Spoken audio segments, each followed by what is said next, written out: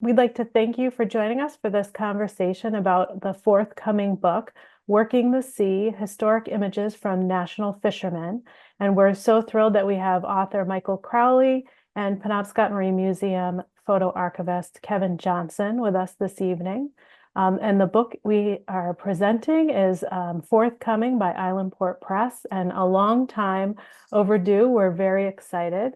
I am Karen Smith. I'm the executive director at the Penobscot Marine Museum.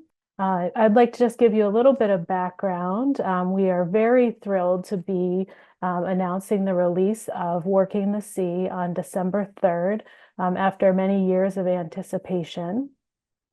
We have information if you'd like to pre-order a copy, you can do so through our website. Before we launch into the conversation, just a little bit of background about how we are here today talking about the National Fisherman Collection and how Penobscot Marine Museum got involved in this project. In 2012, Diversified Communications donated to us the pre-digital photographic archive of National Fishermen.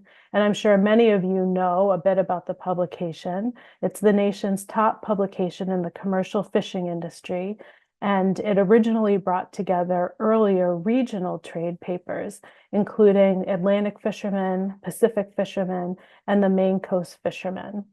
The publication is billed as the saltiest magazine on the newsstand.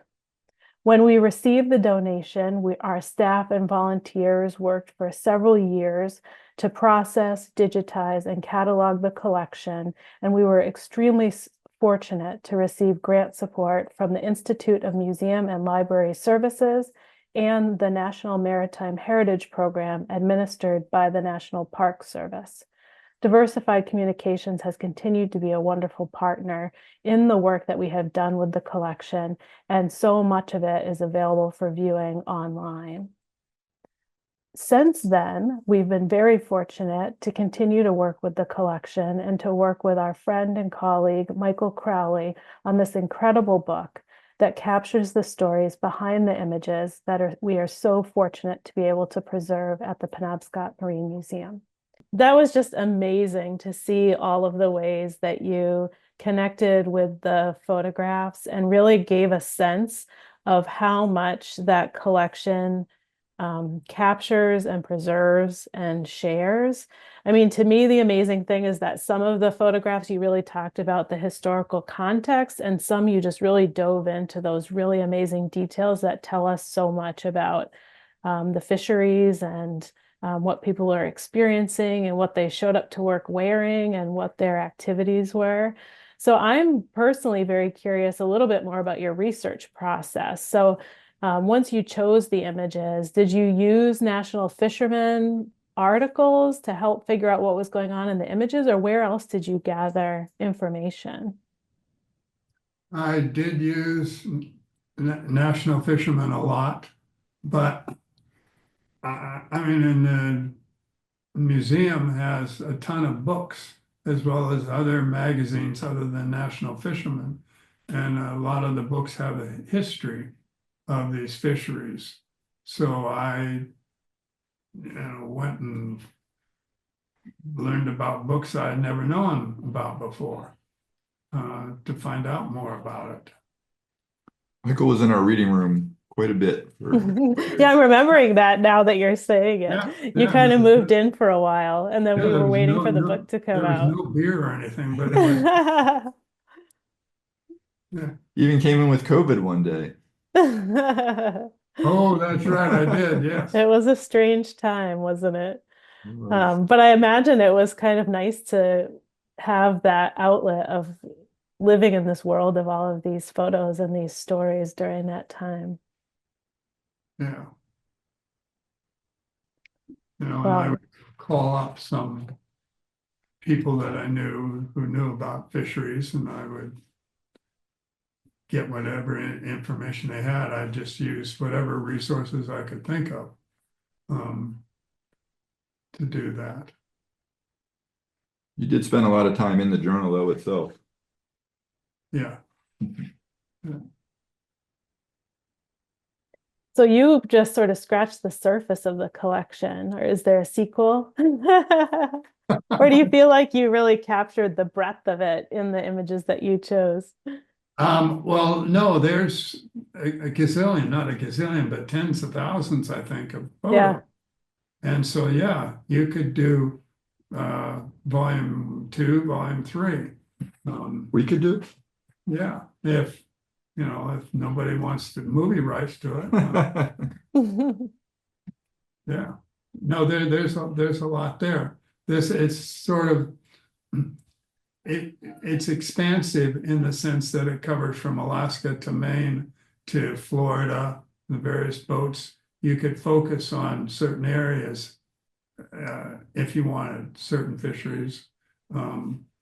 certain parts of the country, if you wanted to zero in on narrow the focus. Yeah, it is true that there would be so many different ways to go with the collection.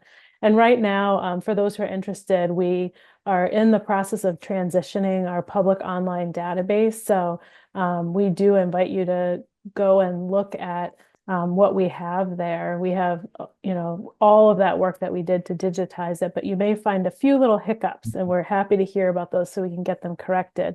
But nevertheless, there's still just a vast amount of images and descriptions and catalog records where you can really just kind of dig into the collection.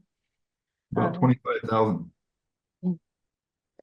and I Yeah, understand, Kevin, that the you, museum oh, also has, I think, all the past issues of National Fisherman and Atlantic Fisherman. We do. mhm. So there's all sorts of resources there. No shortage. You were about to say something, Karen?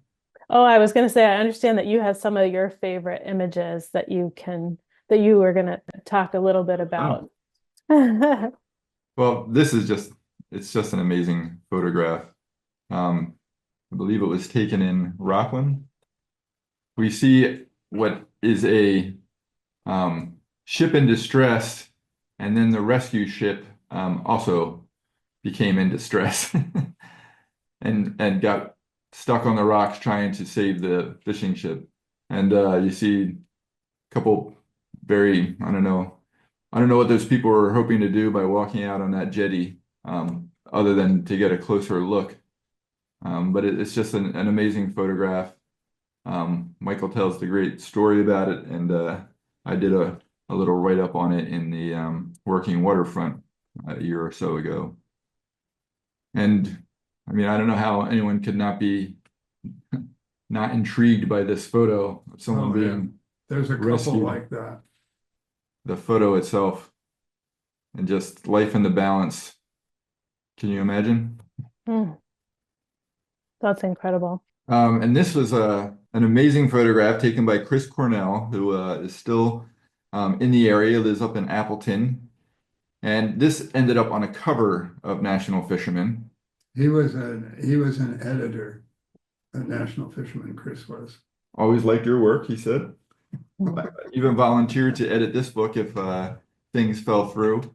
But he's out up in the I guess it's the Grand Banks on a day that it was completely flat, and the way that they fished for swordfish, or one of the ways they did, was by harpooning them, and the fish would literally be up on the surface, and they could, on this calm day, they could see the dorsal fins of hundreds of them.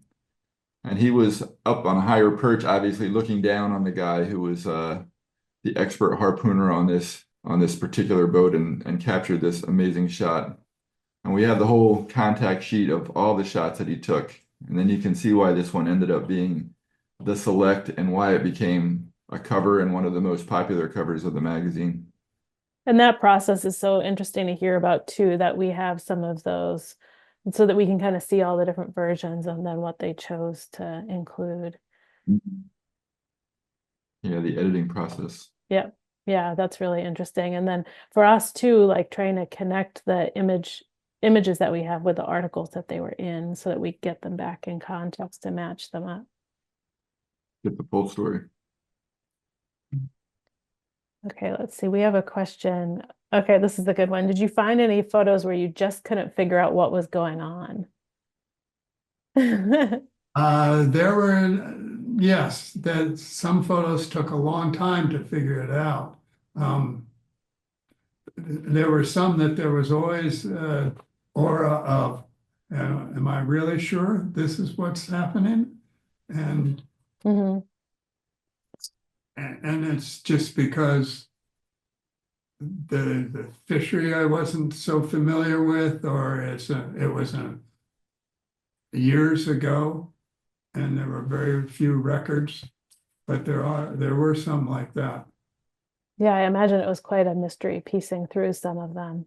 And that's why, unfortunately, the museum has all the back issues of National Fisherman and other fisheries publications as well, to try to, and that was a big help in trying to figure out the subject matter of some of the photos. I could talk to you all night, but I get the opportunity to do that on a regular basis. But we will all very much look forward to celebrating the book when it comes out, and at our reception with you. And we are thrilled to have had the opportunity to work with you on this, Michael, and all of your dedication to putting together this incredible book. And we don't have any samples from the pages of the book, but the design is just beautiful. I think they did a really nice job of putting these images into a nice context. They took advantage of kind of the double page opening for a number of the photos, so you can really see that kind of detail that you were talking about. So we are so excited to hold the book in our hands and celebrate with you. So thanks for joining us tonight. Okay. And we look forward to celebrating. Me too. All right. you. Thank you, everyone. Thank you very much. Good night. Good night.